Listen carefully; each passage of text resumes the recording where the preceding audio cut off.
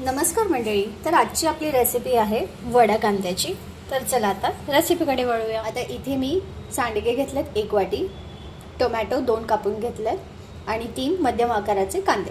आता सर्वात प्रथम आपण हे सांडगे तळून घेणार आहोत. आता कढईमध्ये मी तेल तापवायला ठेवलं होतं, तर त्यात मी सांडगे टाकून घेते.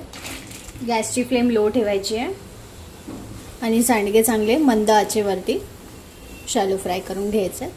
सांडगे हे चण्याच्या डाळीपासून बनवले जातात आणि नेहमी लक्षात ठेवा, सांडग्याची जेव्हा भाजी बनवतात तेव्हा सांडग्यांना चांगलं व्यवस्थित शॅलो फ्राय करून घ्यायचं आणि मगच त्याची भाजी बनवायची. अदरवाईज त्याला जर तुम्ही तसंच शिजायला टाकाल तर ते पिठाळं लागेल आणि भाजीला टेस्टही चांगली येणार नाही. म्हणून आधी असं शॅलो फ्राय करून घ्यायचं. आता इथे आपल्या सांडग्यांचा कलर चेंज झाला, चांगला व्यवस्थित सोनेरी रंग आला. आता आपण याला साईडला एका प्लेटमध्ये काढून घेणार आहोत.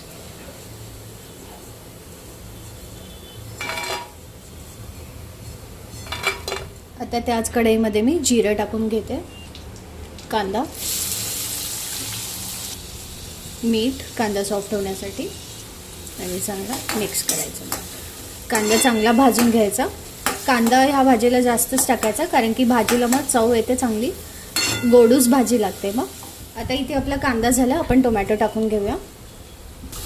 व्यवस्थित मिक्सअप करून घ्यायचं दोघांना. तर मी आता हळद टाकते, लाल तिखा, घाटी मसाला, धना पावडर मिक्स करायचं व्यवस्थित.